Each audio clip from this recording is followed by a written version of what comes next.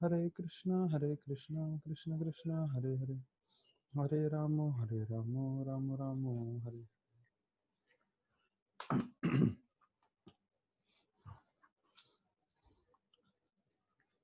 सभी भक्तों का स्वागत है आज के भागवत कथा में। तो बहुत बहुत धन्यवाद देना चाहूँगा मैं सभी भक्तों का। I am very grateful to all the devotees who have all assembled for this Hari katha. आज के जो सेशन है उसके लिए जितने भक्तगण जुड़े हैं उनका बहुत बहुत धन्यवाद। तो कल हम लोग ने जो है भागवतम का दूसरे अध्याय में हमने जो है 4-5 श्लोक हमने चर्चा किए, और उससे पहले हमने पहला अध्याय चर्चा किया था। तो अभी जो दूसरा अध्याय है इसके अंदर जो कई चीज़ों का वर्णन है, इसमें जैसे मैंने बताया है 33 से 37 श्लोक सबसे मुख्य जो है भक्ति के बारे में वर्णन कर रहे हैं। और उससे पहले जितना भी चीज़ है वो हमें पढ़ना है, हमें सुनना है, पर हमें एक चीज़ समझना है कि ये जो है संपूर्ण रूप से, हाँ, वैराग्य के लिए 2 से 7 श्लोक जो बताया वो भी हमें देखना है। बाकी सब अष्टांग योगा और जो है विराट रूप उसका वर्णन हो रहा है। हाँ? तो उसके हिसाब से जब तक आपको ये नहीं मालूम चलेगा कि इस अध्याय में कौन से मुख्य मुख्य चीजें हैं जो पढ़ना है, ऐसा फर्स्ट कैंटो में कहीं नहीं था। फर्स्ट कैंटो में स्टार्टिंग से एंड तक पूरा मुख्य चीजें थे, सब आप पढ़ सकते थे। लेकिन यहाँ पे विराट रूप और वो सब आ रहा है, अष्टांग योग आ रहा है। लेकिन फिर जो है सुखदेव गोस्वामी जिन्होंने ये सब वर्णन किया है वो खुद ही बोल रहे हैं कि नहीं, भागवतम सबसे उत्तम है। भक्ति करना सबसे उत्तम है, और उसमें भागवतम पढ़ना, नाम जप करना, वैष्णव सेवा करना, वो सब उत्तम है। तो अभी कल हमने देखा इस श्लोक में जहाँ बता रहे हैं कि हमें बिस्तर क्यों चाहिए, धरती है, हमें पिलो क्यों चाहिए अगर हमारे पास हाथ है, हमें बर्तन क्यों चाहिए अगर हम अपने हाथ में ही पानी पी सकते हैं या भोजन खा सकते हैं। फिर बता बता रहे हैं कि हमें पेड़ जो है वो फल दे रहे हैं, और नदियां से पानी मिल रहा है, और पहाड़ों में गुफा है जिसके अंदर हम रह सकते हैं। और भगवान हमेशा अपने जो भक्त हैं, जो शरणागत हुए हैं, उनको हमेशा आश्रय देते हैं। तो हमें क्यों ऐसे धनी व्यक्तियों के पास जाना चाहिए और उनको जो है धनी व्यक्तियों को जो है खुश करने की कोशिश करनी है, उनसे कुछ मदद लेने के लिए। भक्ति योगा शिक्षामृतमा पुराण। श्री चैतन्य महाप्रभु जो है बहुत प्रसन्न होते थे जब वो देखते थे कोई उनके भक्त वैराग्य दिखा रहे हैं पूरे भौतिक चीजों से। और विशेष रूप से उनके वैराग्य में रघुनाथ दास गोस्वामी का वर्णन आता है कि कैसे वो जो हिरण्य मजुमदार के पुत्र थे, और उनके पास इतना धन था मानो एक राजा के समान, और फिर वो पूरा छोड़कर आ गए। और जब जगन्नाथपुरी में रहते थे तो एक भिक्षुक के समान जो है वो जगन्नाथ मंदिर के बाहर रुकते थे, और जो भी महाप्रसाद देता था वो स्वीकार करते थे। तो महाप्रभु ये देख के बहुत प्रसन्न हुए, और महाप्रभु ने बोला जो एक साधु होता है, साधु को भगवान पे निर्भर होना चाहिए, भगवान उनकी लिए सब जो है प्रबंध करते हैं, सब व्यवस्था करते हैं। और बोले रघुनाथ दास गोस्वामी जो ऐसा भिक्षुक के जैसे अपना जीवन व्यतीत कर रहे हैं, ये साधुत्व जीवन के लिए बहुत अच्छा है। और उसके बाद हमें मालूम है कैसे जो महाप्रसाद जगन्नाथ जी का जो बिगड़ जाता था, चावल इत्यादि, वो फेंक देते थे, और वो गैया खाती थी। और ऐसा कुछ रहता था जो गैया भी नहीं खा पाती थी, तो वो रात को रघुनाथ दास गोस्वामी जाके वो इकट्ठा करते थे। क्योंकि फिर कुछ समय के बाद उन्होंने जगन्नाथ मंदिर के बाहर खड़े रह के भिक्षा लेना भी बंद कर दिया, और ये जो प्रसाद था जो गैया भी नहीं खाती थी वो ले जाते थे, धोते थे, और अंदर का थोड़ा जो भाग है उसको एक मुट्ठी जितना वो खाते थे। तो महाप्रभु बोले अरे, एक बार खुद आ गए और महाप्रभु जो है उसके हाथ से छीन के खाने लगे वही चीज, और बोलने लगे अरे तुम अमृत खा रहे हो और मुझे बताया नहीं, अकेले अकेले अमृत का सेवन कर रहे हो। तो महाप्रभु ये बतलाना चाहते थे कि देखिए, हम में से कोई इसका अनुकरण नहीं कर सकता, अगर करने जाएगा तो हम लोग शायद जीवित भी नहीं रहेंगे। लेकिन महाप्रभु बताना चाहते थे कि महाप्रभु भक्तगण वैराग्य प्रधान, तो उनमें वैराग सबसे प्रधान है। तो हमें देखना है हमारा क्या स्तर है। जैसे बताया जाता है, यहाँ गोस्वामी जो हैं प्रभुपाद कई जगह लिखते हैं कि 1.5 घंटा सोते थे, 2 घंटा सोते थे और बाकी पूरा समय सेवा करते थे। तो प्रभुपाद जी ने गीता में लिखा है स्पष्ट रूप से, हमें 6 घंटा कम से कम सोना चाहिए। अगर हम 6 घंटा सो के भी अपना जीवन व्यतीत कर लें तो वो जो है तपस्या हो जाएगा, परफेक्शन हो जाएगा। तो हमें कुछ ज्यादा तपस्या करने की जरूरत नहीं है। अगर 6 घंटा भी हम सो के करें 24 घंटे में, तो बाकी 18 घंटे भगवान की सेवा में नियुक्त कर दे, तो वो ही सबसे बड़ी तपस्या हो जाएगी। तो हमें आर्टिफिशियली और कुछ तपस्या नहीं करना है, भागवत सुने, भक्ति करें। हाँ, तो एक चीज है भक्तों के लिए, हमें क्या है, स्थिरता से भक्ति में प्रगति करना है। बहुत ज्यादा कुछ करने की आवश्यकता नहीं है। बहुत ज्यादा मतलब अपने क्षमता के अनुसार हमें करने का, बढ़ने का कोशिश करना चाहिए। नहीं तो कभी कभी क्या है, इमेच्योरिटी में लोग क्या है बहुत ज्यादा कुछ करने की कोशिश करते हैं और फिर बाद में जो बेसिक्स है वो भी नहीं कर पाते।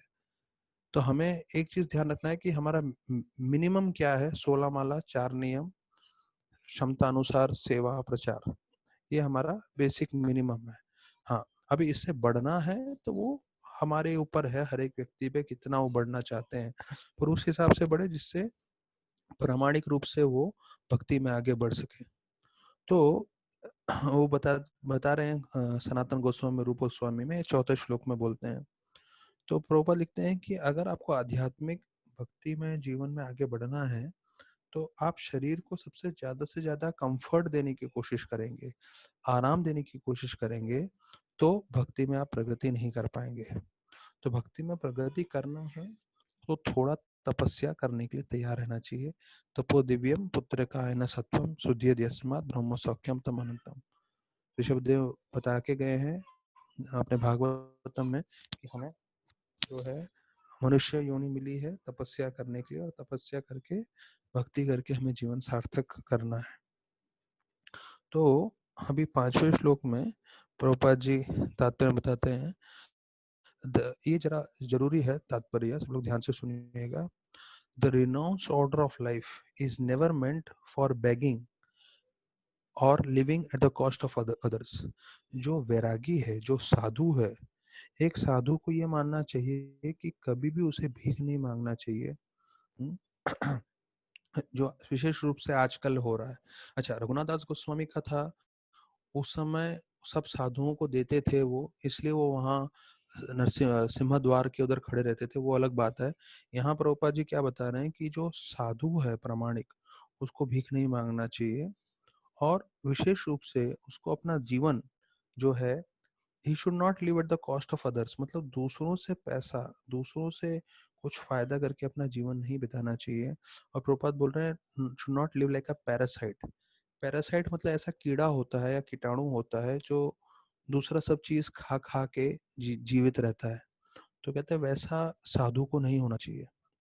तो प्रभुपाद जी बोलते हैं ये कीटाणु, ये जो पैरासाइट है, वो क्या करता है, वो दूसरों के दिए हुए चीजों के ऊपर अपना जीवन व्यतीत करता है।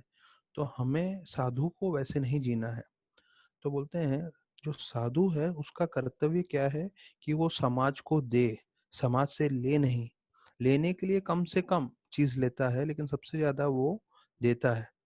तो बोलते हैं कि ऐसे जो साधु होते हैं जो अपना घर गृहस्थी चलाने के लिए जो है साधुत्व का ढोंग करते हैं और पैसा कमाते हैं, ये बिल्कुल गलत बात है। वास्तविक रूप में जो साधु होता है उसको देना होता है समाज को, इसलिए फिर साधु का सम्मान करते हैं लोग। तो देखते हैं रूप और सनातन गोस्वामी, जितने भी 6 गोस्वामी थे, उन्होंने इतने सारे शास्त्र लिखे, उन्होंने इतना सब मंदिर बनाए, उन्होंने इतना प्रचार किया। तो उन्होंने सिर्फ दिया है समाज को, लिया नहीं है। लेने के लिए क्या, दोनों जो भाई सब भाई थे वो थोड़ा सा छाछ पीते थे, और जैसे बताया पेड़ों के नीचे सोते थे वगैरह वगैरह। तो कहने का ये अर्थ है कि साधु को ज्यादा से ज्यादा समाज को देने का कोशिश करना चाहिए। तो फिर बोलते हैं कि जब एक प्रामाणिक साधु अगर किसी से लेता भी है तो वो जो है जो डोनर है, जो देने वाला है, उसका कल्याण होता है। क्यों? क्योंकि वो प्रामाणिक साधु को कुछ डोनेशन दे रहा है। अर्थात अगर कोई साधु वाकई प्रामाणिक है और वो कुछ कम चीज ले रहा है किसी से, तो वो देने वाला व्यक्ति जो डोनेशन दे रहा है उसका काफी कल्याण होता है। तो ये चीज बहुत प्रभुपाद जी इस तात्पर्य में बोल रहे हैं कि ऐसे साधुओं ने जो भिक्षा मांग रहे हैं, ये कर रहे हैं, तो उन्होंने पूरा साधुत्व और जो भक्ति है वो पूरी तरह से बिगाड़ दिया है। लोगों को लग रहा है ये लोग सिर्फ भीख मांगते हैं, ये लोग का जो है कोई चरित्र नहीं है, कुछ नहीं है। और कई कई जो है सिगरेट विगरेट पीते हैं, ऐसा सब कार्य करते हैं। तो ये सब जो है स्वीकार करने योग्य बिल्कुल नहीं है। तो प्रभुपाद लिखते हैं, the renounce order of life is to contribute some literary work for the benefit of human being in order to give him realize direction towards self realization. तो साधु का मेन उद्देश्य बता रहे हैं कि लोगों को मार्गदर्शन कराना कैसे भक्ति में बढ़ सके। तो वो है। तो बोलते हैं ये जितने भी गोस्वामी थे वो सब एकत्रित होते थे वृंदावन में, विशेष रूप से सेवा कुंज में।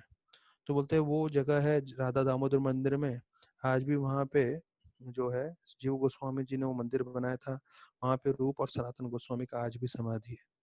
तो वो लोग आते थे सारे गोस्वामी आध्यात्मिक चर्चा करने के लिए, और फिर लोगों का कैसे कल्याण हो, कैसे भक्ति आगे बढ़े, उसका चर्चा करने के लिए। तो ये साधु का असली कर्तव्य है। तो फिर बोलते हैं Prabhupada, those who cannot give any contribution should not go to the householders for food. For such mendicants asking bread from the households are insult to the highest order. कि ऐसे साधु जो प्रचार नहीं कर रहे हैं, वो समाज को कुछ नहीं दे रहे हैं, तो उन्हें गृहस्थों के पास जाके जो है खाना नहीं मांगना चाहिए, क्योंकि ऐसे साधु एक तरह से कलंक हैं, हाँ, साधुत्व के ऊपर। प्रभुपाद जी बता रहे हैं। फिर बोलते हैं Prabhupada, when a man becomes mendicant wilfully और by circumstances, he must be of firm faith and conviction that supreme lord is the maintainer of all living beings everywhere in the universe. अगर कोई परिस्थिति के कारण साधु बना है या स्वयं अपनी खुद की इच्छा से साधु बना है, तो दो कारण से साधु बन जाते हैं। कभी कभी बताया जाता है ना, कृष्ण भगवान सब कुछ ले लेते हैं तो उनके पास कुछ बचता ही नहीं है, साधु बनना पड़ता है। जैसे प्रभुपाद, उनका पूरा जो फार्मेसी का धंधा था वो लूट लिया उनके लोगों ने, तो प्रभुपाद ने बोला ये कृष्णा की तरफ से सिग्नल है, मुझे सब कुछ छोड़ देना चाहिए। तो कभी कभी वातावरण ऐसा बन जाता है कि आपको साधु बनना पड़ता है, और कभी कभी आप अपनी इच्छा से सब कुछ छोड़ के भक्ति में लग जाते हो। तो प्रभुपाद बोल रहे हैं दोनों परिस्थिति में एक चीज आवश्यक है कि हमें ये ध्यान रखना है, कृष्णा जो है वो अवश्य हमारी रक्षा करेंगे, वो अवश्य हमारे लिए सब कुछ प्रबंध करेंगे। तो ये जो है बहुत सारी कथाएं हैं, कहानियां हैं इस विषय को लेके कि कैसे कृष्ण भगवान हमेशा अपने भक्तों को जो है उनका ध्यान रखते हैं, उनका पोषण करते हैं। फिर प्रभुपाद बोल रहे हैं, एक आम जो है यहाँ का भौतिक जगत का जो कोई काम करने वाला व्यक्ति हो और उसका जो बॉस होता है, हाँ, वो कितना उसका ध्यान रखता है, तो वैसे ही पूर्ण पुरुषोत्तम श्री कृष्ण भगवान वो तो अपने भक्तों के संपूर्ण चीजों का ध्यान रखेंगे। क्यों? क्योंकि वो सर्वशक्तिमान है। फिर बोलते हैं कि पूरा एक कथा आती है हरिदास ठाकुर का, कि कैसे हरिदास ठाकुर ऐसे प्रामाणिक साधु थे, वो सिर्फ एक गुफा में रहते थे, और उस गुफा में जो है वहाँ एक सर्प भी रहता था। तो उसका पूरा जो है डिटेल में प्रभुपाद जी कथा बता रहे हैं। उसमें एक चीज बोल रहे हैं प्रभुपाद कि जो साधु होते हैं उनको पूरी तरह से श्रद्धा रहती है कि हर एक जीव में परमात्मा है। तो जंगल में भी निवास करते हैं, जंगल में भी जो ध्यान करते हैं, भक्ति करते हैं, तो बोलते हैं उनको मालूम है मेरे पे कोई जंगली जानवर आक्रमण नहीं करेगा। क्यों? क्योंकि परमात्मा उस जानवर के हृदय में उसको मार्गदर्शन करेंगे कि ये साधु है, इस पे आक्रमण नहीं करना है। तो ये देखिए, ये नई चीज है थोड़ा। हम लोग कभी कभी रास्ते में जाते हैं तो विशेष रूप से सुबह सुबह के टाइम में, हाँ, 4 साढ़े 4 बजे हम लोग को निकलना हो मंगल आरती के लिए पहुंचने के लिए, तो हमें डर लगता है कुत्ता काटेगा हमको।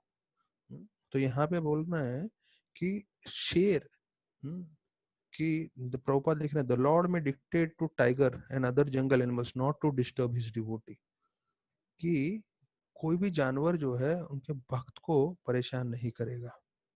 और उस बात को पूरी तरह से प्रूफ ये करने के लिए, साबित करने के लिए बता रहे हैं कैसे हरिदास ठाकुर एक गुफा में रहते थे, और उसी गुफा में एक बहुत ही जो है एक भयानक सर्प रहते थे।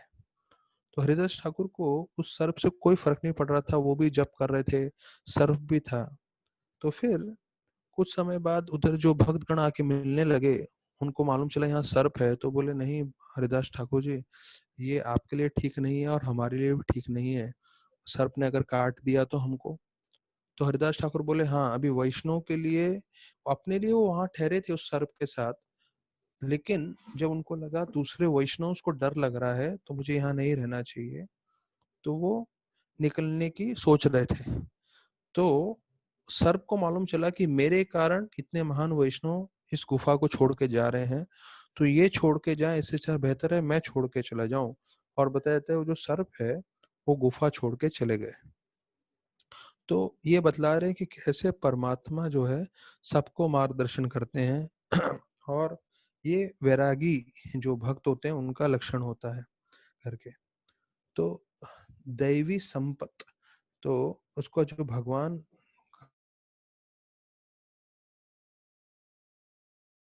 की आसुरी संपत मतलब भौतिक चीजें जो है, घर है, पैसा है, बंगला है, गाड़ियां हैं, उसे आसुरी संपत करके वर्णन किया है। और दैवी संपत मतलब जो हम आध्यात्मिक चीज इकट्ठा करते हैं, भक्ति में प्रगति के लिए जितना हो सके सेवा कर रहे हैं, जप कर रहे हैं, तो उसको दैवी संपत बोलते हैं, क्योंकि दैवी संपत के बल पर हम घर भगवत धाम जा सकते हैं। तो बोलते हैं जो साधु होता है प्रमाणिक सन्यासी, उसको हमेशा अकेला रहना चाहिए, किसी का संग नहीं रखना चाहिए, और हमेशा जो है संपूर्ण रूप से भय से परे रहना चाहिए। और फिर बोल रहे हैं कि हर एक साधु को जो है पूरी तरह से उसका मन शास्त्र जो क्या बतला रहा है, शिक्षण बता रहा है, उसके ऊपर ध्यान लगा के रखना चाहिए। Assimilation of this essence of Vedic knowledge by devotional service of the Lord.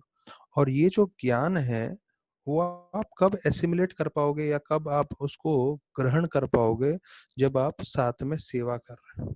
तो हमने पहले भी चर्चा किया है, राधानाथ महाराज बता रहे थे कि मैंने आपको एक कैप्सूल का उदाहरण दिया था।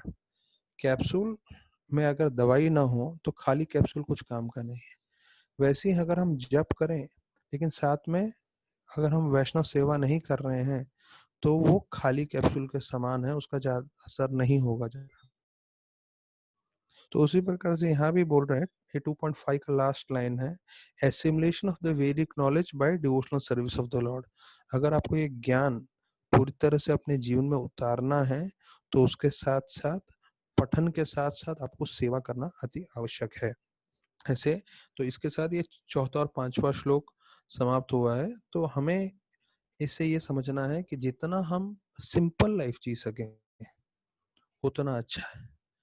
जैसे राधानाथ महाराज बता रहे थे कि जो है भगवत गीता में लिखा है 6 घंटा सोना है, लेकिन कोई ज्यादा ही तपस्या करना चाहता है, ठीक है वो 5 घंटा सोए, कभी 4 घंटा सोए और बाकी दिन भर 20 घंटा सेवा करे, तो ये भी तपस्या है। हम्म? खाने में जो है जैसे चतुर्मास्य होता है, कितने भक्तगण सिर्फ जो चतुर्मास्य के 4 महीना होता है उसमें सिर्फ एक ही बार खाते हैं, तो वो भी तपस्या है। तो ऐसा बहुत सारा तपस्या है जो शास्त्रों के हिसाब से है, जो हम चाहें तो कर सकते हैं। लेकिन हमें देखना है कि हमें जो है बैलेंस बनाए रखना जरूरी है। बैलेंस किसके बीच में, जो हम तपस्या कर रहे हैं उसका उद्देश्य है भगवान को प्रसन्न करना। हम लोग का मार्ग ये नहीं है कि बड़ी बड़ी तपस्या करके ऑस्टेरिटी करके हम जो है भगवान को प्रसन्न करें। ये सब करना है और करते हुए नम्रता बनाए रखनी है, क्योंकि कई बार तपस्या करते करते लोगों के मन में अहंकार आ जाता है। अच्छा मैंने निर्जल एकादशी की, मैं सर्वश्रेष्ठ हूँ, नहीं, हम हमेशा दास हैं, हम कुछ भी नहीं है। जैसे एक भक्त ने प्रभुपाद को आके बोला, Prabhupada I am most most most fallen devotee. Prabhupada ने बोला you are most of nothing, अर्थात तुम ये मत सोचो कि सबसे सबसे सबसे पतित हूं मैं, नहीं, उसमें आपको अहंकार आ जाएगा कि मैं सबसे पतित हूँ। तो प्रभुपाद ने ऐसे बोल के सीधा उनको जो है ये कर दिया कि भाई आप नम्र रहिए, जो भी है जैसे भी है भक्ति करिए। फिर छठा श्लोक में बताते हैं कि जब ये स्थापित हो जाते हैं, 4 और 5 श्लोक में वर्णन किया है, फिर वो परमात्मा पे ध्यान लगाना चालू करते हैं और फिर ध्यान लगाते हुए वो जो है मुक्ति उनको मिलती है। अब ये जो है karmakanda rejected and path of liberation glorified, तो ये जो है 2 से 7 श्लोकों में है, उसके बारे में वर्णन कर रहे हैं। तो यहाँ पे जो मैं कल आप लोगों को बता रहा था कि भौतिक जगत किसके समान है, एक mirage in the desert. Mirage मतलब जहाँ पे आपको लगता है पानी है, पर वास्तविक में पानी नहीं है। और बहुत सारे जानवर यहाँ वहाँ भागते रहते हैं, उनको लगता है यहाँ पानी है, यहाँ पानी है, पर पानी नहीं है। तो इसका मतलब क्या है, प्रभुपाद बोल रहे हैं उधर पानी नहीं है लेकिन कहीं और पानी है। तो वैसे हम लोग खुशी ढूंढ रहे हैं इस भौतिक जगत में, तो यहाँ पे हमें खुशी नहीं मिल रही। इसका मतलब ये नहीं कि कहीं भी खुशी नहीं है। अगर रेगिस्तान में पानी नहीं है, इसका मतलब ये नहीं कि बड़े बड़े समुद्र में जलाशय में पानी नहीं है। रेगिस्तान में पानी नहीं है, सही है, लेकिन बाहर जाएंगे, दूसरे जगह जाएंगे, दूसरी जगह पानी है, जल है। उसी प्रकार से भौतिक जगत दुखालय बनाया गया है, तो यहाँ पे हमें खुशी नहीं मिलेगी, लेकिन आध्यात्मिक जगत में खुशी है। और वही आध्यात्मिक जगत का कार्य हम यहाँ करेंगे तो हमें यहाँ भी खुशी की अनुभूति मिलेगी। तो प्रभुपाद जी छठे श्लोक में उदाहरण दे रहे हैं, जैसे माँ और एक छोटा पुत्र होता है, तो माँ और छोटे पुत्र में हमेशा प्रेम का आदान प्रदान रहता है। लेकिन पुत्र थोड़ा बड़ा होने के बाद भूल जाता है और माँ को छोड़ के चला जाता है, तो माँ हमेशा रुकी रहती है कि कब मेरा बेटा जो है वापस आएगा और मुझसे प्यार करेगा, मेरे संबंध में फिर जुड़ जाएगा। तो बोलते हैं उसी प्रकार से कृष्ण भगवान भी रुके हैं। हम सब भगवान के अंश हैं, हम भगवान के पुत्र हैं। हम भगवान की जो है भक्ति और सेवा छोड़कर भौतिक जगत में आए हैं, तो भगवान हर पल रुके हुए हैं ये देखने के लिए कि कब हम उनकी तरफ मुड़े और भक्ति करें। फिर 7वें श्लोक में बताया जाता है कि जो है कौन ऐसा व्यक्ति है जो मुक्ति का मार्ग छोड़ के कर्म कांड का मार्ग अपनाएगा, क्योंकि कर्म कांड का मार्ग अपनाने का फलस्वरूप क्या है कि आपको भौतिक जगत में जो है अलग अलग इंद्र भोग ही मिलेगा और उसमें आप हमेशा फंसे रहोगे। तो ऐसा 7वें श्लोक में वर्णन आता है। तो फिर जो लोग जो है देवताओं की तरफ आसक्त रहते हैं और तो उन देवताओं की तरफ आसक्त रह के उनकी भक्ति करते हैं, उनकी जो है पूजा वूजा करते हैं, तो बोलते हैं उनका भी वही हाल होता है जैसे कोई जानवर कत्ल खाने में हो। अब ये देखिए स्लॉटर हाउस का प्रभुपाद ने फर्स्ट कैंटो में स्कूल्स के लिए बोला था कि आज के schools and colleges are like slaughter house, कत्ल खाने के बराबर। क्यों? क्योंकि वो आध्यात्मिक ज्ञान नहीं दे रहे हैं, आपको सिर्फ इंद्रभोग करना सिखा रहे हैं। तो इंद्रभोग करते करते आपका जीवन पूरा नष्ट हो जाएगा, तो इसलिए उसको कत्ल खाना बोला है। तो वैसे ही यहाँ बोल रहे हैं 7वें के तात्पर्य में कि animals who follow the herdsman even though they are taken to the slaughter house, कि आप अगर सिर्फ देवताओं की पूजा करते रहोगे तो देवता भी नष्ट हो जाते हैं, हम भी नष्ट हो जाएंगे, और उन्होंने जितना हमें फल दिया है, हाँ, उनकी जो कृपा मिली है वो भी नष्ट हो जाएगा। तो वो कोई देवताओं की पूजा करके मतलब नहीं है। फिर बोलते हैं प्रभुपाद इस श्लोक में आता है, हम लोग कई बार चर्चा करते हैं खाली दिमाग शैतान का घर। हाँ, तो ये प्रभुपाद जी जो है 7वें श्लोक में बोल रहे हैं, and it is said that an idle brain is a devil's workshop because a person who cannot think in the right way must think of something which may bring about disaster. तो देखिए हमें बहुत जरूरी है अपना मन पूरी तरह एकाग्र करके भक्ति में लगाए रखना। अगर वो नहीं करेंगे हम, तो मन ऐसा चीज है कि वो पूरी तरह से जो है खाली रहेगा। तो प्रोपा लिख रहे हैं वो डिजास्टर करेगा, मतलब तोड़ फोड़ ही करेगा, नुकसान ही करेगा। तो ये हमेशा के लिए है, आप इसको ये मत सोचिए कि चलो आज भागवतम का कथा रोज चल रहा है, आज भी हम बैठ रहे हैं सुन रहे हैं तो यार एक और पॉइंट बता दिया। नहीं, ये बहुत मुख्य है। अगर हम अपने मन को पूरी तरह से सही सेवा में नहीं लगाएंगे, माइंड को, हाँ, an idle brain is a devil's workshop, तो वो हमारा बहुत नुकसान कर सकता है, दूसरों का भी बहुत नुकसान कर सकता है। तो हमें अपने पे ज़्यादा से ज़्यादा जिम्मेदारी लेके चलना है। भले ही ऐसा हो कि हम कुछ जिम्मेदारी नहीं निभा पाए, पर हमें ज़्यादा से ज़्यादा लेके चलना चाहिए, जिससे हमारे पास खाली समय ना हो। खाली समय रहेगा तो हम जो है अपना नाश का कार्य करेंगे, प्रभुपाद बोले हैं। तो खाली दिमाग शैतान का घर, एम्प्टी माइंड्स डेविल्स वर्कशॉप, ये जो है प्रभुपाद जी ने खुद के स्टेटमेंट्स हैं 7वें श्लोक में, मार्क करना है कर सकते हैं कोई भक्त। फिर प्रभुपाद बोल रहे हैं 7वें श्लोक के जो आखिरी तात्पर्य के इसमें आके पहुंच के प्रभुपाद बता रहे हैं कि कोई भी खुश नहीं है भौतिक जगत में। हम कि सब लोग जो हैं ए, बी और सी तरह के प्रिजनर्स हैं अपने अलग अलग कार्यों के कारण। अर्थात कि हम लोग सब जो हैं जेल में हैं, और जेल में होता है ना, कोई थर्ड क्लास, कोई सेकंड क्लास, कोई फर्स्ट क्लास, तो वो बस वो अलग अलग कैटेगरी है, पर सब लोग जेल में ही हैं। तो हो सकता है कोई बहुत धनी हो और कोई गरीब हो, लेकिन दोनों जेल में ही हैं। तो इसका मतलब ये नहीं है कोई हैप्पी है ज्यादा और सारे के सारे दुखी हैं करके बता रहे हैं। तो बोलते हैं कृष्ण भगवान जो हैं कभी भेदभाव नहीं करते, लेकिन जो कृष्ण भगवान की शरणागति करता है, उनकी भक्ति करता है, तो भगवान उनको पूरी तरह से सुरक्षा देते हैं और ऐसे जीव को भगवत धाम लेके जाते हैं। तो ये भगवत धाम ले जाने की बार बार बात प्रभुपाद करते हैं, जिससे हम भक्तों को पूरी तरह से श्रद्धा है। अभी हम 8वां से 11वां श्लोक जो है उसके ऊपर चर्चा करेंगे। ये जो है 8, 9, 10, 11 4 श्लोक जो है परमात्मा के ऊपर वर्णन कर रहा है।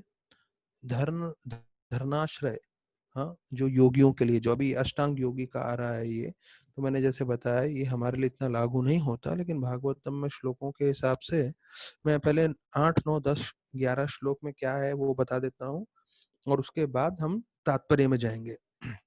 तो 8वें श्लोक में बताया है कि भगवान जो है परमात्मा के रूप में तकरीबन तकरीबन 8 इंच के हर एक के हृदय में निवास करते हैं। दूसरा बोलते हैं कि भगवान जो है चतुर्भुज रूप में रहते हैं, और चतुर्भुज में शंख चक्र गदा पद्म धारण किए रहते हैं। ये 8वां श्लोक में बताया गया है। 9वें श्लोक में बताया जाता है उनका चेहरा मतलब जो है खुशी प्रदान करता है। उनकी आंखों का वर्णन है जो कमल के समान है। उनके कपड़े जो है पीताम्बरी रंग के हैं, और उन्होंने काफी गहने पहने हुए हैं।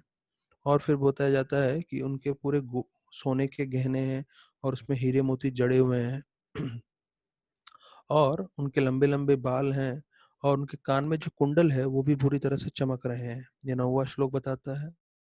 10वां श्लोक उनके जो चरण हैं, ये जितने भी योगी हैं उनके चरणों पे ध्यान रखते हैं। अभी जो उनके कस्तुभ मणि है, ये मैंने खुद 25 साल के बाद पहली बार सुना। कस्तुभ मणि पे, कस्तुभ मणि सबको मालूम है कि विष्णु भगवान की छाती पे रहता है, पर ये चीज मैंने पहली बार सुना, शायद आप लोग के लिए भी पहली बार होगा। कस्तुभ मणि पे जो है एक तरह की से नक्काशी की है, और वो नक्काशी है बछड़े की। ये 10वें श्लोक में बताया गया है, जो बहुत ही खूबसूरत है कि भगवान के हृदय पे कस्तुभ मणि रहता है, और कस्तुभ मणि पे नक्काशी किया हुआ है किस चीज का? बछड़े का। मतलब बछड़ा गाय का वो इतना प्रिय है कि भगवान उसको अपने सबसे मुख्य मणि पे जो है जो है अपने पास रखते हैं, अपने हृदय के पास रखते हैं। हाँ, हाँ। तो ये बताया गया है। तो और बाकी उनके गहनों का वर्णन है, और उन्होंने फूलों की माला पहनी हुई है। फिर 11वें श्लोक में आता है कि कैसे उनके कमर पे भी गहने हैं, उन्होंने अंगूठियां पहनी हुई है बहुत मूल्यवान, और उनके हाथ में और उनके पैर में अलग तरह के जो है सोने के गहने हैं। उनके बाल पूरी तरह से जो है खुशबूदार तेल से लगाए हुए हैं। उनके बाल पूरे घुंघरालू घुंघरालू हैं, और ब्लू रंग के हैं उनके बाल। और उनका चेहरा एकदम मुस्कान है। तो ये पूरा परमात्मा स्वरूप का 8 से 11 में जो है वर्णन किया गया है। तो प्रभुपाद जी लिखते हैं कि परमात्मा का साइज क्या है, कैसे हम पता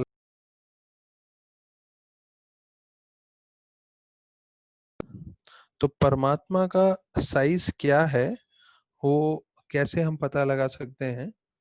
तो बोलते हैं आपका जो अंगूठा है, प्रभुपाद लिखते हैं estimated to expand from the ring finger to the end of the thumb. तो आपका अंगूठा है और रिंग फिंगर मतलब आपका जो सबसे छोटी उंगली है उसके बाद जो नेक्स्ट उंगली आती है उसको बोलते हैं रिंग फिंगर। तो आप पूरी तरह से खोलेंगे तो आपको मालूम चलेगा कि ये परमात्मा का साइज है, तकरीबन तकरीबन जो 8 इंच है करके बोला है। तो रिंग फिंगर से आपका अंगूठा, तो उसका वर्णन कर रहे हैं। और फिर भगवान अलग अलग रूप में जो है उनका पूरा नाम है पुरुषोत्तम, अच्युत, नरसिम्हा, त्रिविक्रम, ऋषिकेश, केशव, माधव, अनिरुद्ध, प्रद्युम्न, संकर्षण, श्रीधर, वासुदेव, दामोदर, जनार्दन, नारायण, हरि, पद्मनाभ, वामन, मधुसूदन, गोविंद, कृष्णा, विष्णुमूर्ति, अधोक्षज और उपेंद्र। तो ये बताया था 24 तरह के भगवान के अलग अलग रूप होते हैं और उनका वर्णन किया गया वैकुंठ में। तो ऐसे अनगिनत हैं, ये सिर्फ कुछ जो है उसके बारे में वर्णन किया है। अच्छा, फिर हमने पूरा 11 तक किया है, तो 10वें श्लोक में बोलते हैं, जैसे मैंने बताया कस्तूभ मणि पे जो है बछड़े का जो है नक्काशी किया हुआ है। और फिर बताया जाता है कि जितने भी गहने हैं, अच्छा हमें ये नहीं सोचना चाहिए कि ये भौतिक गहने हैं। जैसे हम लोग ने इस जगत में देखा है सोने की चूड़ी और सोने का जो है गले की चेन या अंगूठी, नहीं, भगवान जो पहन रहे हैं वो पूरा आध्यात्मिक है, कुछ भी भौतिक नहीं है, ऐसा इसमें वर्णन किया है। प्रभुपाद लिखते हैं ये 10वें श्लोक में, जो भी भगवान को पहना रहे हैं, भले ही फूलों की माला है, भले गहने हैं, सब आध्यात्मिक है, भौतिक कुछ नहीं है। अभी 12, 13, 14 उसमें बताया गया है कि परमात्मा का मेडिटेशन जो है वो योगियों के लिए बताया गया है। हाँ, अभी इसमें दो चीज है, जस्ट आपको थोड़ा मैं टेक्निकल है पर सुन लीजिए आप लोग को। ये जैसे मैं बता रहा था आप लोग को 12 से 14 श्लोक में थोड़ा ये टेक्निकल, थोड़ा आपको थोड़ा टेक्निकल लग सकता है, पर समझने का आप लोग कोशिश करिए कि इसमें बताया है कि दो तरह के योगी होते हैं। एक जिनका शुद्धिकरण हो गया, दूसरा जिनकी भौतिक इच्छाएं नहीं गई। तो जिनका शुद्धिकरण नहीं हुआ है उनको विराट रूप पे ध्यान करने को बताया गया है, और जिनका शुद्धिकरण हो गया है उनको परमात्मा पे ध्यान करने को बताया गया है। तो वो 12 से 14 श्लोकों में वर्णन किया गया है। तो 12वें श्लोक में बताते हैं कि कैसे कि भगवान के मुस्कुराहट पे, उनकी लीलाओं पे, उनके आशीर्वाद पे ध्यान देने को बोला है, और अपना मन पूरी तरह से भगवान के अलग अलग लीलाओं पे उस पे ध्यान करना है। फिर बोलते हैं जो योगी जो ध्यान कर रहे हैं वो भगवान के एक एक शरीर के अंग ध्यान करेंगे, उससे उनका जो बुद्धि है वो धीरे धीरे पूरी तरह से शुद्धिकरण हो जाएगा, और फिर उनका जो है आसक्ति भगवान की तरफ बढ़ेगा, और वो जो है विराट रूप के ऊपर भी ध्यान कर सकते हैं, और फिर उसके हिसाब से उनको नियम पालन करना चाहिए। तो ये जो है योगियों के लिए वर्णन किया गया है विराट रूप और परमात्मा का। अभी 15 से 21 श्लोक का वर्णन आता है, तो हम लोग 12, 13, 14 का श्लोक में देख लेते हैं अगर प्रभुपाद जी ने क्या मुख्य चीज बताया है। हाँ, प्रभुपाद जी बता रहे हैं, ये 12वां श्लोक है कि अनर्थ जो योगियों को बांध के रखा हुआ है। जैसे मैंने बताया दो तरह के योगी हैं, एक योगी है जो आसक्त है भौतिक चीजों से, और एक है जो आसक्त नहीं है। जो आसक्त नहीं है मैंने बताया परमात्मा पे ध्यान करते हैं। अभी क्या आसक्ति है प्रभुपाद जी वो बतला रहे हैं इस, देखिए यहाँ पे भले ही वो योगियों के लिए बोल रहे हैं लेकिन प्रभुपाद जी भक्तों के लिए पूरा स्पष्टीकरण कर देते हैं कि भक्त को हर एक चीज जो है सही मायने में समझ में आए। तो भले ही योगियों के लिए बोला है पर प्रभुपाद जी बता रहे हैं भक्त को किस चीज से ध्यान रखना है। प्रभुपाद बोल रहे हैं अभी ये बहुत जरूरी है सभी भक्तों के लिए जानना The grossest type of anartha which binds the conditioned soul in the material existence is sex desire. सबसे बड़ा अनर्थ जो जीव को यहाँ भौतिक जगत में बांध के रखता है वो है संभोग की इच्छा, सेक्स डिजायर। और वो कैसे बढ़ता है? जब पुरुष और स्त्री में मिलन होता है, और जैसे ही वो पुरुष स्त्री मिल जाते हैं तो उसके बाद ये और चीजों में आसक्ति बढ़ाता है, जैसे मकान, रिश्तेदार, धन, दोस्त वगैरह।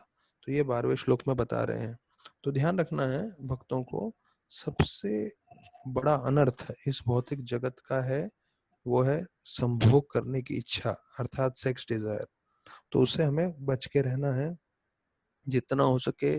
इसलिए जो पिछले श्लोक में आया था, खाली दिमाग शैतान का घर। प्रोपा जी फर्स्ट कैंटो में बोलते हैं कि जो है जीव इन सब चीजों से जन्मों जन्मों से आ सकता है।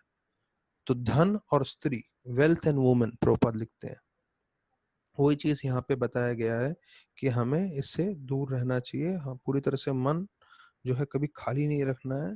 जितना आप एंगेज करके रखोगे, जितना आप ध्यान लगा के रखोगे तो अच्छा है। अभी रात को मोबाइल अगर कई लोग देख देख के सो रहे हैं तो इससे अच्छा मोबाइल पे ही अगर हम कुछ पढ़ाई कर लें और वो पढ़ाई करते करते हम रात को सोएं तो क्या होगा, हमारे मन में दूसरे नेगेटिव विचार नहीं आएंगे, भक्ति के विचार आ सकते हैं और हम आगे बढ़ सकते हैं। फिर बताया जाता है इसके आगे प्रभुपाद तात्पर्य बता रहे हैं, resembling the foam of the sea waves which becomes very prominent at one time and the next moment vanishes as quickly as cloud in the sky। तो यहाँ पे दो उदाहरण दे रहे हैं कि भौतिक जगत में हमारा अस्तित्व किसके समान है। तो बोलते हैं भौतिकवादी व्यक्ति मैं और मेरा, बोलते हैं जैसे वो संभोग करता है फिर उसको लगता है मेरा परिवार, मेरा घर, मेरा गाड़ी वगैरह वगैरह। लेकिन ये सब कैसे है? दो चीज बोल रहे हैं, झाग, जो लहरें आती हैं उसके साथ झाग आते हैं। हाँ, अभी ये देखिए, ये कांस्टेंट ये थीम आ रहा है पूरे पूरे भागवतम में। कहीं गुलगुला बोला है, कहीं कुछ बोला है। हाँ, और अभी यहाँ पे बोल रहे हैं झाग है समुद्र के लहरों का। अभी आपको मालूम है झाग कितना समय रहता है? कुछ पल रहता है, गायब हो जाता है। या तो बादल में आसमान, ये नया उदाहरण दे रहे हैं। अभी आपको दिखेगा बादल में आसमान, कुछ समय बाद हवा जो है उसको लेके चली जाएगी आगे, तो उसका कोई अस्तित्व नहीं है। वैसे हमारा कोई अस्तित्व नहीं है, कुछ समय के लिए हम लोग हैं। जैसे प्रभुपाद दूसरी जगह हमने पढ़ा था, this is a dead body flapping for some time. हाँ, हमारा मृत शरीर है, आत्मा उसमें आ गई है तो 50-60 साल के लिए उछलेगा ये शरीर। तो बुद्धिमान वो व्यक्ति है जो इतना समय में, जो उसके पास समय है उसमें पूरी तरह से भक्ति करके अपना जीवन सार्थक कर सकता है। प्रोपा लिखते हैं, bhakti yoga leads to gradual evaporation of the sex desire which is summarized in the three headings of name, namely profit, adoration and distinction। तो एक जो ये जो सेक्स डिजायर है इसको ग्रॉस और सटल राधानाथ महाराज भी बताते हैं, यही प्रभुपाद जी भी बोल रहे हैं यहाँ पे। एक होता है जो शारीरिक रूप से सेक्स डिजायर होता है, और दूसरा एक सेक्स डिजायर होता है जो सूक्ष्म रूप से है। सूक्ष्म रूप से क्या है? जब आपको मान सम्मान चाहिए, जब आपको कोई चाहे कि भाई मेरे को कोई जो है बहुत रिस्पेक्ट करे, तो उसको बोलते हैं प्रॉफिट, एडोरेशन एंड डिस्टिंक्शन। तो वो भी सबसे बड़ा अनर्थ है, तो उससे भी हमें बच के रहना चाहिए। तो बोलते हैं जैसे कोई भूखा व्यक्ति हो, वो जैसे एक एक जो है वो जो खाना खाने लगता है, एक एक चपाती खाने लगेगा तो कैसे उसको संतुष्टि मिलेगी। तो उसी प्रकार से बोलते हैं हमें देखना चाहिए कि हम कितना सेक्स डिजायर से मुक्त हुए हैं। तो a person feels his hunger satisfied after eating each morsel of food. He must similarly be able to see the degree to which he has been freed from sex desire। तो आपको भक्ति में कितना प्रगति हुआ है, प्रभुपाद लिख रहे हैं, ये देख के आप समझ सकते हो कि आप सेक्स डिजायर से कितने मुक्त हुए हो। The sex desire is diminished along with its various forms by the process of bhakti yoga, because bhakti yoga ultimately by the grace of the Lord effectively results in knowledge and renunciation।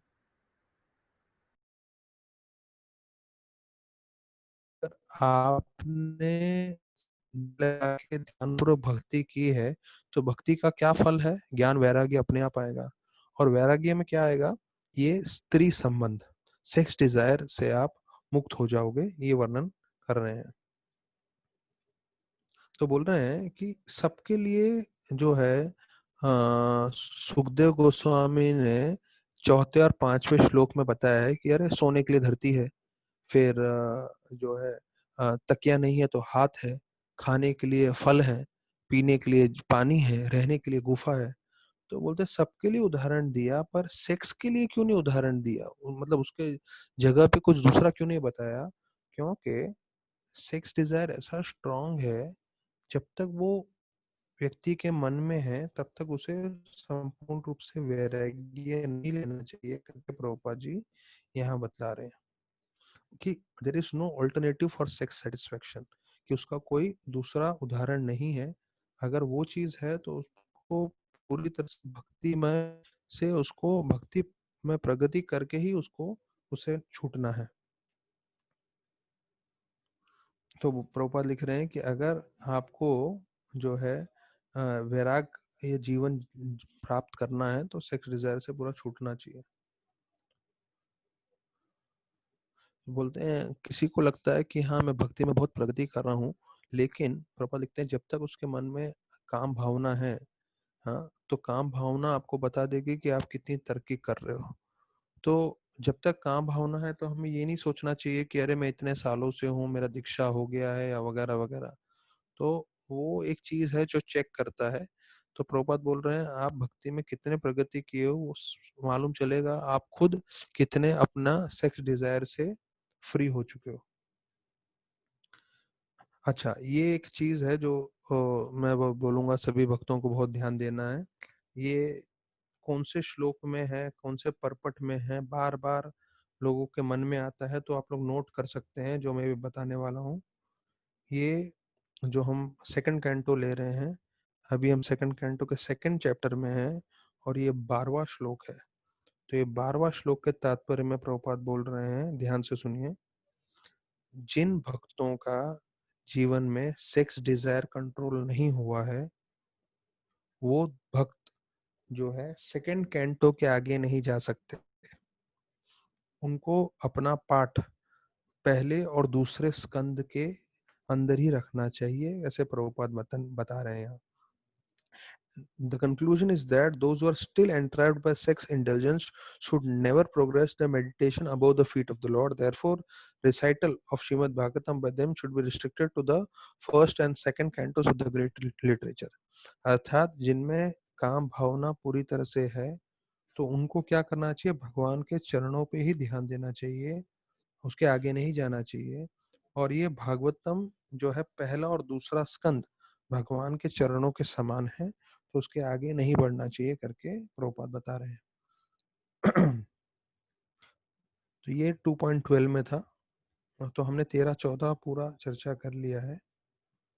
तो हम अभी हम 14 श्लोक में आ गए हैं। 14 श्लोक में प्रभुपाद बता रहे हैं, The Lord wants all living entities who are his part and parcels to live with him in transcendental world. कि भगवान चाहते हैं कि हम आध्यात्मिक जगत में रहें। And for enlightening conditioned souls in the material, all the Vedas and real scriptures are there. Expressly तो उद्देश्य क्या है कि हम वापस से भगवान का स्मरण कर सके, और स्मरण करते हुए अपना जीवन सार्थक करके भगवत धाम जा सके। अच्छा, अभी 15 से 21 श्लोक जो है वो बताया जाता है practice and process of living of an advanced yogi. जो हमने बताया दो तरह के योगी हैं, जो एक आसक्त होता है और एक आसक्त नहीं होता है। लेकिन यहाँ पे बता रहे हैं जो योगी है, जो बहुत तपस्या कर चुका है, वो अपना शरीर छोड़ के कैसे जाता है। तो ये चीज पूरी तरह से गीता के 8वें अध्याय में भी चर्चा किया है। प्रभुपाद सीधा बता रहे हैं, 8.14 श्लोक को गीता में से लेके बोल रहे हैं। और अगर वो 8वां अध्याय आपने पढ़ा होगा तो आपको याद होगा, प्रभुपाद स्पष्ट बोलते हैं ये सब योगियों के लिए है। किस समय छोड़ना चाहिए शरीर? जब सूर्यास्त का समय हो तब नहीं, रात में नहीं, दिन में छोड़ना चाहिए। वो कौन सी तरफ सूर्य जा रहा है, उत्तरायण होना चाहिए वगैरह वगैरह। बोलते हैं ये सब भक्तों के लिए लागू नहीं होता है। भक्त किसी भी समय जाए वो भगवत धाम ही जाएगा। क्यों? क्योंकि भगवान स्वयं जो है ऐसे भक्त की रक्षा करते हैं, उसका जो है मार्गदर्शन करते हैं। तो 15वें श्लोक में बताया गया यम नियम आसन वो सब था, प्रत्याहार तक का वर्णन है। फिर 16वें श्लोक में बताया जाता है उसका जो मन है, merges his mind into intelligence and his intelligence into जीवा and जीवा into सुपर सोल। तो वो अपना मन बुद्धि में डालता है, बुद्धि आत्मा में डालता है और आत्मा को पूरी तरह से परमात्मा पे ध्यान करता है। ये 16वें श्लोक में बताया है। ये सब योगियों के लिए है। तो हमें जो प्रभुपाद जी बता रहे हैं वो हमें ध्यान रखना है। तो प्रभुपाद जी 16वें श्लोक में बोल रहे हैं therefore the mind has to be manipulated by good and unalloyed intelligence। देखिए, मन हमेशा बुद्धि के हिसाब से कार्य करता है। सरल चीज है। अगर हम लोग आज प्रवचन सुन रहे हैं तो बुद्धि ने पूरा, इंटेलिजेंस ने पूरा दिमाग लगा दिया कि हाँ मोबाइल चार्जिंग होना चाहिए, हमारे पास ये जूम ऐप होना चाहिए, उसको डाउनलोड करना चाहिए वगैरह वगैरह। तो इंटेलिजेंस रहता है और इंटेलिजेंस के हिसाब से हमारा मन काम करता है। तो हमें ध्यान रखना है कि हमारा मन हमेशा जो है शुद्ध इंटेलिजेंस के हिसाब से काम करेगा। अशुद्ध इंटेलिजेंस क्या करेगा? गलत कार्य में लगा देगा मन को। तो हमें हमारा इंटेलिजेंस जो है भक्ति करके हमेशा शुद्ध रखना है, वो बहुत जरूरी है। नहीं तो हम अपने मन से, अपनी बुद्धि से गलत कार्य करने में लग जाएंगे। और आप देख रहे हैं पूरी दुनिया में बड़े बड़े वैज्ञानिक हैं जो न्यूक्लियर वेपन्स बना रहे हैं, बड़े बड़े लोग हैं जो ऐसा टेररिस्ट का अटैक कर रहे हैं, और उसके लिए बहुत सारा इंटेलिजेंस लगता है, बहुत सारा प्लानिंग लगता है, तो उसका दुरुपयोग कर रहे हैं। प्रभुपाद लिखते हैं one should be intelligent enough to understand that living being is in all circumstances a servant of circumstances। कि आप हर परिस्थिति में जो वातावरण के दास हो, बोल रहे हैं Prabhupada. every living being is serving the dictates of lust, greed, anger, and illusion, pride, but even while executing such dictations he is perpetually unhappy। तो देखिए, हम लोग काम, क्रोध, लोभ, मोह, मद मत्सर इन सबको जो है संतुष्ट करने की कोशिश कर रहे हैं, पर अभी तक हम कभी संतुष्ट हुए नहीं है। और इसको संतुष्ट करते हुए हमारा पूरा जीवन निकल जाएगा, पर हम कभी भी जीवन के अंतिम समय तक संतुष्ट नहीं कर पाएंगे। क्यों? क्योंकि संतुष्ट होने के लिए बने ही नहीं है। कृष्ण भगवान बोलते हैं, बताते हैं आवृत्त ज्ञान इति न ज्ञानी न नित्य वैरिना काम रूपे न कौन्तेय दुष्पुण्य नचर। ये जो हमारी इच्छाएं हैं वो किसके समान है? अग्नि के समान है। ये जो काम है, क्रोध है, लोभ है, ये अग्नि के समान है। तो अग्नि के समान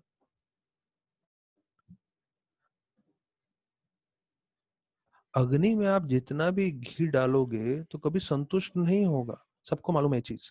तो उसी प्रकार से हम जितना भी इंद्र भोग कर लें, कभी भी इंद्र भोग से आप संतुष्ट नहीं होगे। इंद्र भोग से जो है आपकी इच्छा और ही बढ़ती जाएगी और ये चलती रहेगी हमेशा। तो ये प्रभुपाद जी इसमें बता रहे हैं 16वें श्लोक में। The lord said lord and his services are identical being on the absolute plane. तो ये हमें बार बार समझना है कि हम जब भी भगवान की सेवा में लग रहे हैं तो भगवान की सेवा और भगवान दोनों समान है। जैसे भगवान का नाम और भगवान समान है, भागवतम और भगवान समान है। तो अगर आप सोचेंगे और समझेंगे अच्छे से, भक्ति इतनी शक्तिशाली चीज है। आप सुबह से रात तक भगवान के ही संग में, या तो आप नाम जप कर रहे हैं, या तो पाठ कर रहे हैं, या तो श्रवण कर रहे हैं, या तो जब आप सेवा कर रहे हैं, तो सेवा और भगवान भी समान है। तो बस हमेशा ये ध्यान रखना है कि हम जो कर रहे हैं वो भगवान के लिए कर रहे हैं। प्रभुपाद दूसरे तात्पर्य में लिखते हैं कि अगर कोई सब्जी लेने जा रहा है, तो अगर वो ये सोचे कि ये सब्जी मैं भगवान के लिए लेने जा रहा हूँ, फिर आके मैं धो के अच्छे से मैं हरिनाम सुनते हुए पकाऊंगा और भगवान को अर्पण करूंगा, तो ये पूरा कृष्णा भक्ति है, ये कृष्ण सेवा है, कृष्ण से अलग नहीं है ऐसे समय में। और फिर जब आप उसका प्रसाद का सेवन कर रहे हो तो आप पूरी तरह से भक्ति में प्रगति करोगे। जितने भी मैं सीनियर सन्यासियों के साथ रहा हुआ हूँ, मैंने एक चीज उन सब में देखा है कॉमन, कि जब भी वो खाना खाते हैं वो खाना खाते समय 15 मिनट 10 मिनट जितना भी लगता है, सारे के सारे सन्यासी जो है हरि कथा सुनते हुए ही खाना खाते हैं। उनका खाना आ जाता है तो बोलते हैं हरि कथा लगाइए। मैंने गुणग्राही महाराज के साथ इतने महीनों था तो मैंने देखा उनको विदाउट फेल, बिना भूले, एक दिन भी ऐसा नहीं होता था कि हरि कथा नहीं सुनते थे। खाना खाते समय हरि कथा उनका चलता रहता था। तो किसी ना किसी तरीके से ये ना कहना प्रकार है ना, हमें कथा सुनना चाहिए, भागवत सुनना चाहिए, भक्ति में आगे बढ़ना चाहिए। तो फिर बोलते हैं जो ऐसा अ, भगवान का परमात्मा पे ध्यान लगा के व्यक्ति जीव, ये जो अष्टांग योगी है वो करता है, तो उसको समय का प्रभाव नहीं पड़ता, गुणों का प्रभाव नहीं पड़ता, अहंकार का प्रभाव नहीं पड़ता, प्रकृति का प्रभाव नहीं पड़ता, और वो इनसे परे हो जाता है। इसलिए बोलते हैं भक्त को बोलते हैं गुणातीत, अर्थात वो इन गुणों के परे है, सत्व रजो और तमोगुण से। क्यों? क्योंकि वो नित्य रूप से जो है शुद्ध सत्व में रहता है भगवान के संपर्क के द्वारा। फिर 18वें श्लोक में बताते हैं कि ये जो योगी है वो ब्रह्मन का साक्षात्कार उसको प्राप्त होता है। और 19, 20, 21 श्लोक में षट चक्र योगा के बारे में वर्णन किया है। मूलाधार, स्वाधिष्ठान, मणिपुरपक, अनाहत, विशुद्धि और अज्ञ चक्र। और फिर उसके बाद वो जो है मुक्ति प्रदान करता है, उसको मुक्ति मिलती है। तो ये सब जो है योगियों के लिए है, हमारे लिए या लागू नहीं होता। तो वो जो लोग जो अपना षट चक्र योगा में 6 जगह अपना जो है हवा, लाइफ एयर, आत्मा को जो ऊपर लेके जाते हैं, आत्मा को नहीं, यहाँ लाइफ एयर बोला है। तो क्या है वो डिटेल देखना पड़ेगा। नाभि से पेट में, फिर छाती पे, फिर गले पे, फिर भौं में, और फिर सर के ऊपर से वो जो है शरीर का आत्मा जो है छुड़वा देते हैं, लाइफ एयर। लाइफ एयर बोले तो ये हवा बोल रहे हैं एक तरह से, और उसके थ्रू करते हैं। इसका मुझे नॉलेज नहीं है, मैंने कभी कुछ किया नहीं है, आपको जस्ट बता रहा हूँ जो लिखा है वो भी। Concentration of the mind, Prabhupada दिख रहे हैं ये 19वें श्लोक में, concentrate on the mind is more easily attend in these days by chanting the holy name of the Lord. देखिए इतना सब होने के बाद प्रभुपाद बोल रहे हैं भैया ये सब छोड़ दो, षट चक्र योगा और अष्टांग योगा जप करो, जप ही सर्वोत्तम है, उसमें आपका जो है पूर्णता प्राप्ति होगी। प्रभुपाद 21वें श्लोक में बोलते हैं generally it passes through the mouth at the time of ordinary man's death. जो आत्मा है वो मुख में से निकलती है। अगर कोई आम व्यक्ति है, आम व्यक्ति अपना शरीर त्यागता है तो मरते समय उसका मुख खुला रह जाता है, और आम व्यक्ति की आत्मा मुंह से निकलती है, प्रभुपाद बोल रहे हैं। लेकिन जो योगी होता है वो किसी तरह से जो है सब अपने छेदों को बंद करके वो अपने सर के ऊपर से उसकी आत्मा छूटती है। प्रभुपाद लिखते हैं 7 openings of the life air, the yogi therefore blocks up all the above mentioned 7 openings। मतलब जो हमारे 9 छेद होते हैं, 9 छेद में से नीचे के 2 छेद की बात नहीं कर रहे हैं, लेकिन ऊपर के जो 7 छेद है जो चेहरे में होते हैं उसका पूरी तरह से बंद करके will naturally burst forth through the cerebral hole, मतलब सर के ऊपर से उसकी आत्मा निकल जाती है। और वो जो है एक परम भक्त का निशानी है, जो हमारे लिए लागू नहीं होता है। ठीक है, आप लोग के मन में चर्चा हो आ रहा होगा कि लागू नहीं होता है, लागू नहीं होता है तो प्रभु जी क्यों बता रहे हैं? मैं इसलिए बता रहा हूँ कि आप लोग को एक बार पूरा भागवत के थ्रू पढ़ा के छोड़ दूं मैं। और मुख्य मुख्य चीज जो है वो मैं बता रहा हूँ आपको। तो अभी हम आगे बढ़े उससे पहले मैं आप लोग को जस्ट वापस से ये 22 से 32 श्लोक में कर्म मुक्ति का है। कर्म मुक्ति मतलब जो विराट रूप है उस पर ध्यान देने का। तो अभी ये जो है इसका ये लास्ट पैराग्राफ है, उसमें मैं आपको एक चीज बताता हूँ कि 2 तरह के योगी होते हैं। ये जस्ट मैं आपको एक चार्ट है उसके हिसाब से बता रहा हूँ। 2 तरह के योगी होते हैं। एक बार आप सुन के ले लीजिए कि ये भागवतम में है, हमारे लागू नहीं होता, पर क्योंकि आप भागवतम पाठ करने बैठे ही हैं तो हम लोग एक एक श्लोक पूरा कवर करते हुए जा रहे हैं। जैसे पूरा फर्स्ट कैंटो किया है तो सेकंड चैप्टर में भले ये थोड़ा मुश्किल हो, पर सुनने में जो है कोई ऐसा ये नहीं है, हमें कुछ उसमें लागू नहीं करना, पर एक बार सुन लेते हैं। जो हमारे अष्टांग योगा मतलब 8 अंग हैं। 8 अंग कौन से हैं? यम, नियम, आसन, प्राणायाम, प्रत्याहार, हाँ, धरना, ध्यान, समाधि। ठीक है, ये 8 हो गए। अभी प्रत्याहार के बाद जब धरना आता है, तो धरना में यहाँ पे वर्णन किया गया है कि वह धरना में 2 तरह के योगी होते हैं। एक योगी है जो आसक्त है, हाँ, जो अटैच है, जिसका शुद्धिकरण नहीं हुआ है। जिसका शुद्धिकरण नहीं हुआ है, ऐसे योगियों का क्या होता है? ऐसे योगियों को बताया जाता है वो पूरे जो हमारे अलग-अलग लोक हैं, उस एक-एक लोक में जाते हैं।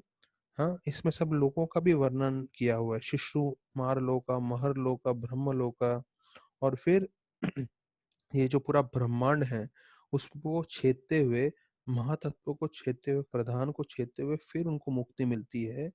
तो ये लंबा रास्ता है किनका?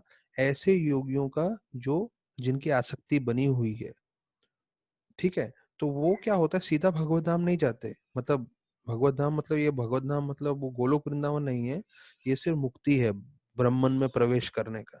उसके लिए भी वो शिष्णुमार, महरलोक, ब्रह्मलोक, और फिर ये जो पूरा भौतिक जगत जो हमने सुना है फुटबॉल के जैसा है, जिसके ऊपर अलग अलग कवरिंग्स है, अर्थ, वाटर, फायर, एयर, ईथर का, और एक एक कवरिंग 10 टाइम बड़ा है।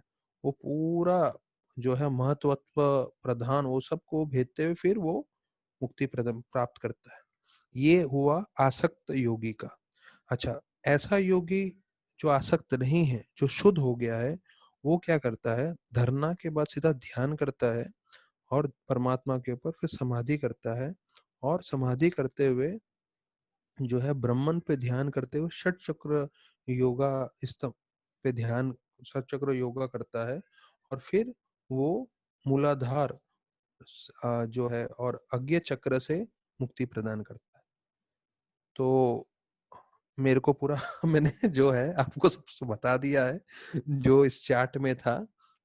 तो हमारे लागू करने के लिए कुछ नहीं है, पर ये आखिरी मैं आपको 22 से 32 का आखिरी श्री बताता हूँ। उसके बाद वापस से हम लोग साधना भक्ति पे आ जाएंगे, जो हमारा श्रवण कीर्तन का प्रोसेस है।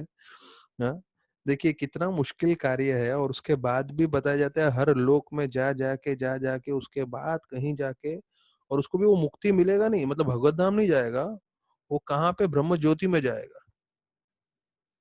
मैं एक प्रवचन में सुन रहा था कि शिव भगवान जो है कभी कभी हरिनाम में निकलते हैं शिवलोक में से। अभी शिवलोक भी आध्यात्मिक जगत में है, हाँ, तो हरिनाम में निकलते हैं, जैसे हम लोग कभी कभी हरिनाम में निकलते हैं ना।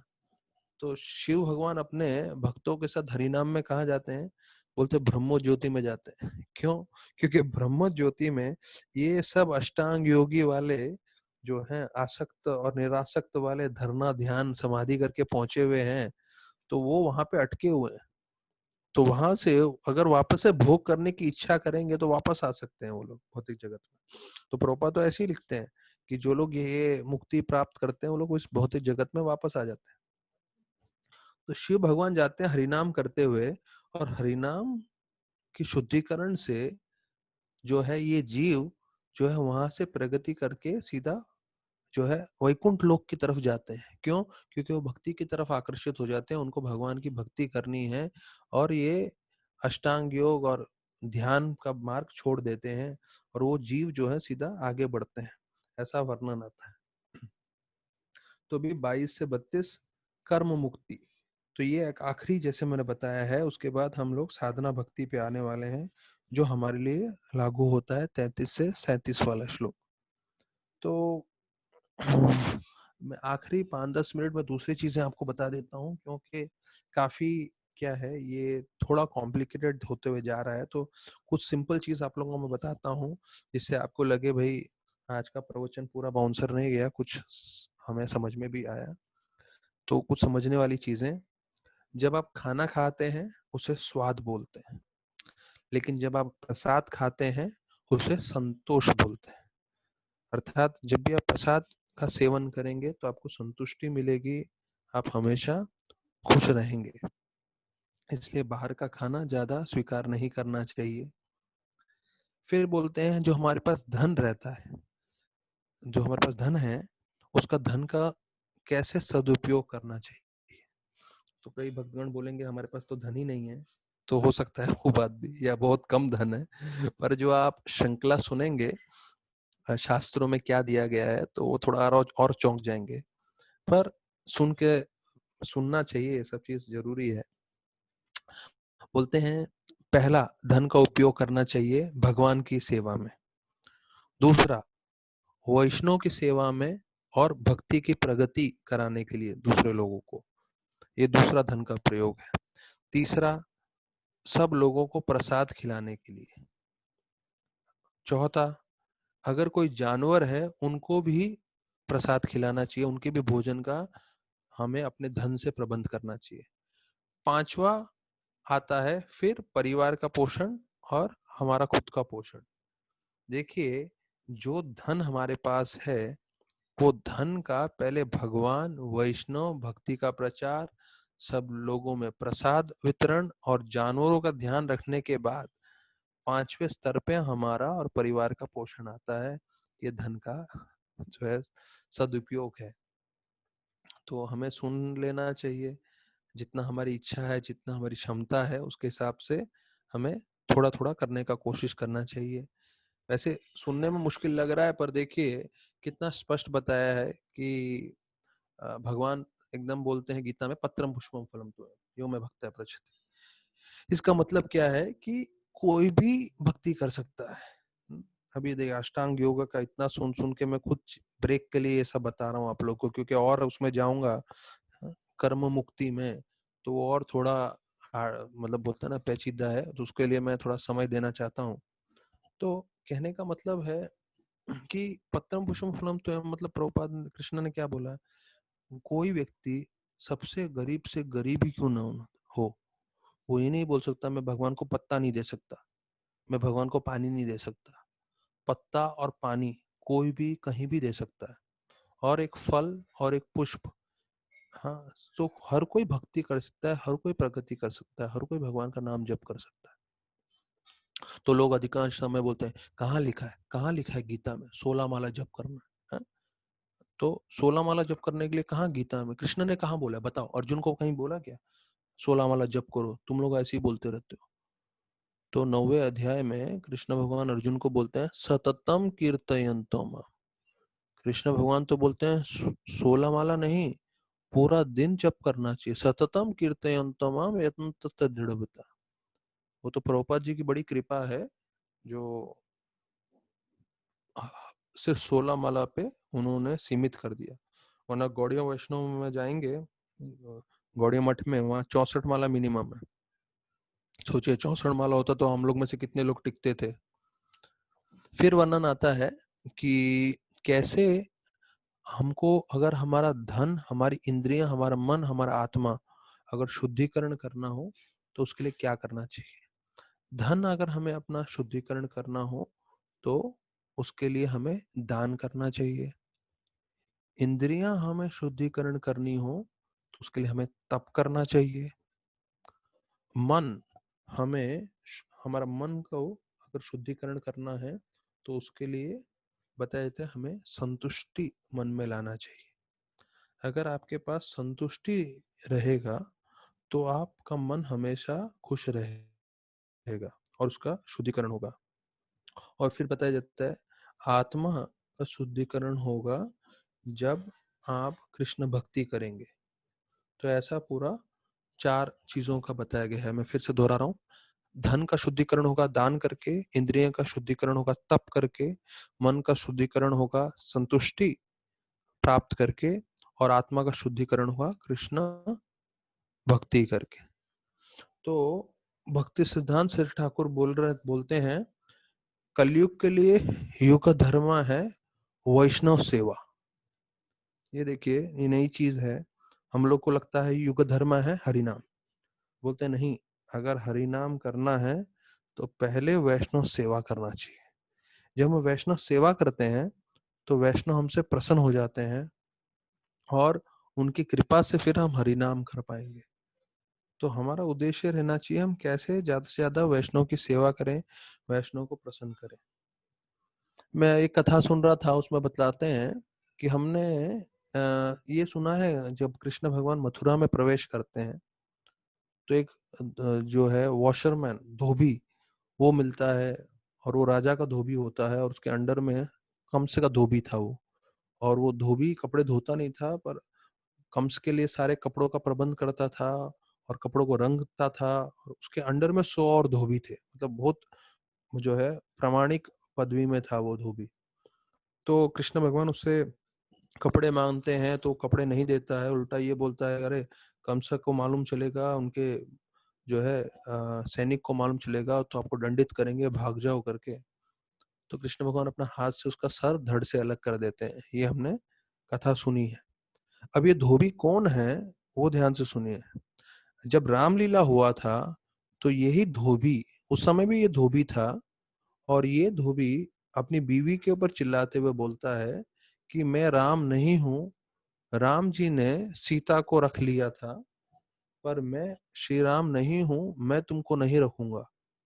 और गुप्तचर आके जब राम जी को ये बोलते हैं कि ऐसा बात चल रहा है अयोध्या में, तो वो सुन के श्री राम जी जो माता सीता को है वाल्मीकि के आश्रम में भेज देते हैं और वहां लव कुश का जन्म होता है। वही धोबी जो है यहाँ पे पुनर्जन्म लेता है और उसका जो है उद्धार होता है। कृष्ण भगवान स्वयं जो है उसको जो है मोक्ष की प्राप्ति देते हैं, उनका सर धड़ से अलग करके। तो ये संबंध है कृष्ण लीला और राम लीला का। तो जहाँ सीता माता को भेजा गया था वाल्मीकि के आश्रम में, वो नेपाल में पड़ता है। तो कुछ समय पहले हम लोग गए थे वहां पे, तो वो काफी जंगल में है। और यहाँ तक कि बताया जाता है वहां पे वाल्मीकि जी की समाधि भी है। और वो जगह है जहाँ पे सीता माता जो है पृथ्वी में प्रवेश की थी। तो आज भी वहां पे मंदिर है, वहां पे जो है सीता माता का मूर्ति है, वाल्मीकि जी का मूर्ति है। जहाँ वो पृथ्वी में प्रवेश की थी वो नेपाल के तरफ है। वो पूरा जंगल का एरिया है, गाड़ी वाड़ी लेके जाना पड़ता है। और जो टूरिस्ट लोग हैं जो देखना चाहते हैं वो लोग जाते हैं वहां पे। तो वैसा एक वर्णन आता है। फिर दूसरा एक वर्णन आता है कि कैसे एक जो है कपड़ा बनाने वाला, हाँ, जिसे टेलर बोलते हैं, दर्जी, तो वो बताया जाता है उन्होंने जो है चारों भाइयों के लिए कपड़े बनाए थे, राम जी, शत्रुघ्न, भरत और लक्ष्मण के लिए, मिथिला में जब उनका विवाह हुआ था। तो जब उन्होंने कपड़े बनाए थे तब उनके मन में एक इच्छा हुई थी, मैंने कपड़े बनाए तो हैं पर मैं भगवान को खुद श्रृंगार नहीं कर पाया, तो मेरी बड़ी इच्छा है कि मैं भगवान को श्रृंगार कर सकूं। तो बताया जाता है कृष्ण भगवान मथुरा में ये कपड़े लेते हैं, इसको धोबी का अंत करने के बाद। और फिर आगे जाते हैं तो एक जो दूसरा व्यक्ति मिलता है उनको, जो उनके लिए टेलर मिलता है, दर्जी मिलता है, जो उनको इस कपड़ों का उनके हिसाब से पूरा बना के देता है उनके कपड़े। और एक और वर्णन आता है कि कपड़े के गहने बना के देता है। तो कपड़े के गहने बना के देता है, ये वही व्यक्ति है जो रामलीला में, जिसके मन में इच्छा हुई थी कि मैं कृष्ण भगवान का श्रृंगार करूं। राम के लिए मैंने कपड़े बनाए, भाइयों के लिए मैंने कपड़े बनाए, पर मैं श्रृंगार नहीं कर पाया। तो मेरी बड़ी तीव्र इच्छा है कि मैं श्रृंगार कर सकूं। तो कृष्ण लीला में आते हैं और वही दर्जी जो है भगवान का श्रृंगार करते हैं और भगवान के लिए कपड़े के गहने देते हैं। ये जो कपड़े थे वो तो उनको बना के देते हैं जिससे कृष्णा, बलराम और सारे गोपाओं का सेवा करते हैं। पर कपड़े के गहने देने का उद्देश्य ये है, सोने के गहने क्यों नहीं, चांदी के गहने क्यों नहीं, क्योंकि कृष्ण भगवान अभी जाके युद्ध करने वाले थे चाणूर और मुष्टिक के साथ। तो चाणूर और मुष्टिक के साथ जब युद्ध करेंगे और उनके पास सोने के गहने होंगे तो उनको चोट लग सकता है, लेकिन अगर कपड़े के गहने होंगे तो चोट नहीं लगेगा। ऐसे करके वर्णन आता है। तो ऐसे हम जितनी भी कृष्ण भाई, कथा सुनेंगे। 1 मिनट हाँ, लेफ्ट। ओके, तो अभी हम लोग इस पे वाइंड अप कर रहे हैं। तो कल हम कर्म मुक्ति में चर्चा करेंगे और भक्ति 33 से 37 है वो एंड करके हम तीसरे अध्याय में जाएंगे। तीसरा अध्याय बहुत रोमांचकारी है, one of my favourite chapters. आप लोग को भी बहुत आनंद आएगा सुनने में। ये फर्स्ट चैप्टर और सेकंड चैप्टर जैसा नहीं है, बहुत अच्छा भक्ति का आप लोग अलग अलग जो है इच्छाओं की पूर्ति कैसे होती है वो सब बताएंगे, तो उसमें हम जुड़ेंगे कल। तो मिलेंगे 4 बजे। बहुत बहुत धन्यवाद सभी भक्तों का। हरे कृष्ण।